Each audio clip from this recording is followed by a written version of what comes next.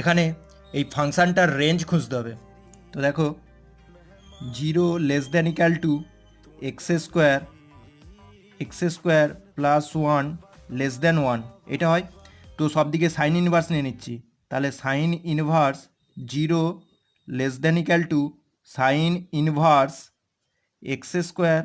X square plus 1 less than sign inverse 1, এইটা মানে তো 0 less than equal to sign inverse of x square plus 1 less than এটা pi by 2। তো আমি সব দিকে 4 দিয়ে গুণ করছি, তাহলে এটা 0 less than equal to 4 sign inverse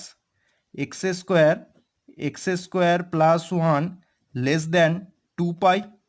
তাহলে আমার যে ফাংশানটা দিয়েছিল সেইটা এইটা, সেটা 0 থেকে 2 পাইয়ের মধ্যে, সেই জন্যে সি এর অপশানটা সঠিক।